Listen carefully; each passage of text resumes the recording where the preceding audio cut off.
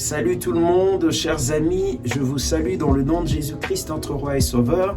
C'est une grâce vraiment que le Seigneur nous fait aujourd'hui encore, d'être avec vous et de pouvoir continuer sur ces thèmes, les 7 barrières pour ne pas commettre l'adultère. Et aujourd'hui, nous allons parler de la 4e barrière, et si le Seigneur nous fait grâce, nous allons continuer jusqu'à la 5e et à la 6e barrière. Et si vous vous rappelez bien, la fois passée, nous avons parlé de la 2e et de la 3e barrière. La deuxième barrière, c'était pour ne pas commettre l'adultère, c'était de fuir carrément le péché sexuel. En général, comme Paul l'a dit, fuyer l'impudicité. Et la 3e barrière, c'était n'est pas garder de relations avec les ex, les personnes qu'on a connues dans le passé comme petite amie ou même fiancé, le fiançailles qui n'ont pas marché. Ces personnes-là, il faut carrément leur dire adieu. Il ne faut pas garder de relations avec eux. Alors aujourd'hui, nous allons continuer, nous allons parler de la 4e barrière. La 4e barrière pour ne pas commettre l'adultère, mon frère, ma soeur, c'est d'éviter de s'isoler avec une personne de sexe opposé. Il faut éviter. Et je veux dire ceci, chers amis, il ne faut jamais sous-estimer la force, la grande force qu'il y a dans l'isolement. Et je veux vous dire ici ceci, nous sommes des êtres, Dieu nous a créés, je l'ai déjà mentionné dans une des vidéos, dans une des barrières, que Dieu nous a créés, nous sommes des êtres sexuels. Alors, quand un homme et une femme sont isolés dans un endroit et dans les conditions spécifiques, beaucoup de choses peuvent arriver.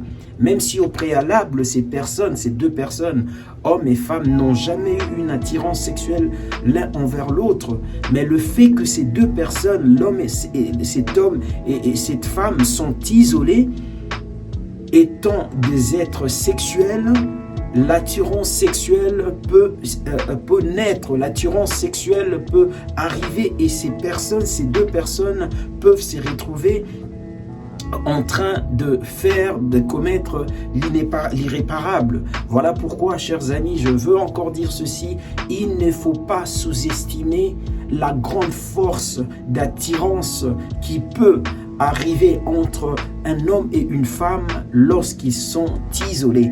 Et je vais vous donner un exemple ici. Il y a un ami pasteur qui m'a raconté cette histoire. Il m'a dit qu'il s'agit de deux personnes. Un homme qui est marié à une autre femme et une femme qui est mariée à un autre homme. Ils travaillaient ensemble, les deux. Ils sont tous les deux mariés, homme et femme. Ils travaillaient ensemble. Alors à un certain moment, je suppose qu'ils ont sympathisé au travail. Alors peut-être l'homme, je ne sais pas si c'est l'homme qui a proposé, l'homme a dit à cette femme-là, écoute, je peux commencer à te prendre chez toi pour aller au travail ensemble. Et je suppose que la femme de cet homme-là avait accepté cet arrangement-là, et aussi de l'autre côté, la femme, cette femme-là, son mari aussi a été d'accord avec cet arrangement-là. Donc, je ne sais pas comment ça s'est passé, comment cet arrangement-là a été fait, mais il s'est trouvé que cet homme-là qui était marié a commencé à prendre cette autre femme-là qui est aussi mariée et l'emmener au travail tout le jour. Alors, chaque fois qu'ils allaient au travail. Alors, ce qui est arrivé, c'est que ces deux personnes-là, cet homme-là qui est marié à une autre femme et cette femme-là qui est mariée à un autre homme, ont fini par commettre l'adultère. Pourquoi? Parce que, à force de passer du temps ensemble, à force de s'isoler dans la voiture, tout le temps aller au travail ensemble, et bien, la proximité a créé l'attirance sexuelle entre les deux, et ils ont fini par se séduire l'un et l'autre, et ils ont finalement consommé le rapport sexuel, ils ont consommé le péché sexuel. Donc voilà, c'est pour dire, chers amis, chers frères et sœurs dans le Seigneur, il est impératif pour nous, enfants de Dieu, pour toi, homme marié, pour toi, femme mariée, d'éviter à tout prix l'isolement avec une personne de sexe opposé. Et j'aimerais aussi dire ceci à vous, à nous serviteurs de Dieu, à toi qui es pasteur, à toi qui es diacre à l'église, à toi qui es responsable de la jeunesse. Je veux vous dire ceci, ne vous hasardez jamais à encadrer une sœur. Une jeune sœur, une femme, qu'elle soit moins âgée ou plus âgée que vous, en tant qu'homme marié, même en tant que célibataire, je vous défends d'être le mentor d'une femme. Un homme ne devrait jamais être le mentor d'une femme. Une femme doit avoir un mentor qui est une femme et un homme doit avoir un mentor qui est un homme.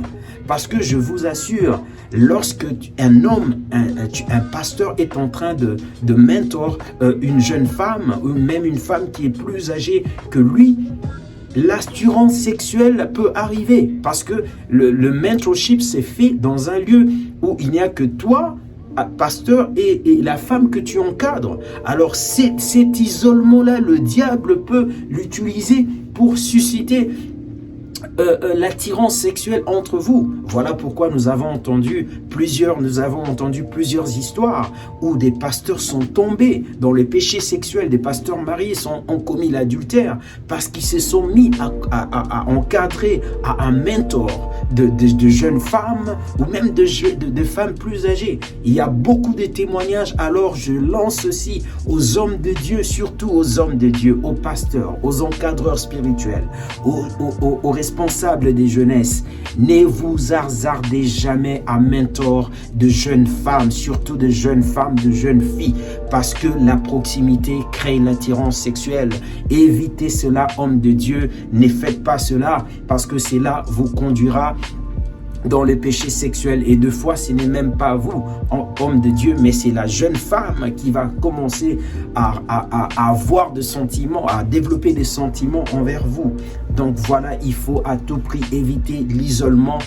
En tant qu'homme marié, en tant que femme mariée, nous devrions éviter l'isolement avec une personne du sexe opposé. Et la cinquième barrière, c'est celle-ci. N'aie jamais cultivé une relation étroite avec une personne du sexe opposé. Chers amis, évitez cela. Évitez cela. Moi, je me dis toujours que lorsque je suis dans un milieu où je suis entouré de femmes, j'évite à tout prix de commencer à sympathiser avec une jeune femme juste parce que elle est attirante ou parce qu'elle est sympa. Non, même si on travaille ensemble, j'évite de cultiver parce que lorsque tu cultives une relation étroite avec une personne du sexe opposé, vous commencez à vous écrire, vous commencez à vous appeler. Pour les hommes mariés, c'est déjà, moi je dirais, c'est déjà l'adultère émotionnel. C'est déjà l'adultère émotionnel. Il faut éviter. Et moi, je vais vous donner mon exemple. J'ai rencontré une jeune femme. C'était une chrétienne. Elle avait besoin de Dieu. Elle avait besoin de la prière. Je sentis qu'elle avait besoin, que je devais prier pour elle. Elle avait des problèmes de santé. Alors, ce que j'ai fait, c'est une collègue à moi. Alors, ce que j'ai fait, c'est que j'ai appelé ma femme.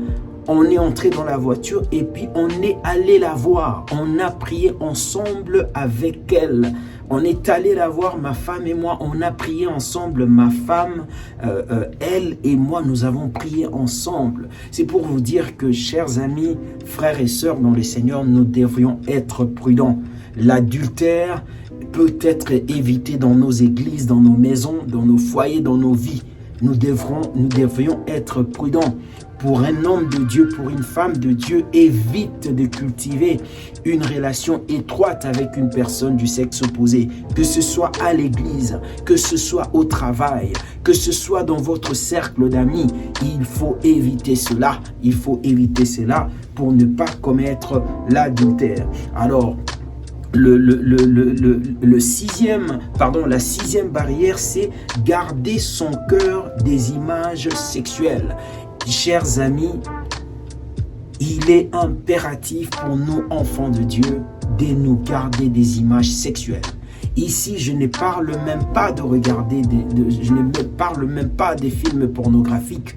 Je parle de films où il y a beaucoup de scènes érotiques, où les gens s'embrassent sans cesse, où les parties du corps, je ne parle même pas de parties intimes, mais je parle, la chair est très exposée. Les femmes sur les plages, beaucoup de gens qui s'embrassent, beaucoup de gens qui sont dans les sexes, dans la sensualité. Chers amis, il faut éviter cela, parce que en tant qu'homme marié, en tant que femme mariée, lorsque tu t'exposes, tu exposes tes yeux à ces images, ce qui va arriver, c'est que tu es en train de développer l'appétit sexuel, l'appétit pour plus que ça. Et ce qui va arriver plus tard, c'est que ton cœur va désirer de voir plus. Et voir plus, ça veut dire commencer à regarder les films pornographiques. Et je vous assure, chers amis, les films pornographiques, même si vous les regardez dans un couple, homme et femme, en train de regarder des films pornographiques, je vous assure, c'est une façon pour vous de saboter votre mariage. Je veux m'arrêter aujourd'hui ici, mais sur la prochaine vidéo, je vais parler encore plus sur garder son cœur des images sexuelles. Je vais aller un peu plus loin, et puis je vais clôturer avec la dernière barrière. Que le Seigneur vous bénisse chez vous. Merci d'avoir regardé cette vidéo. Que la grâce du Seigneur soit avec vous. Merci. Je vous aime.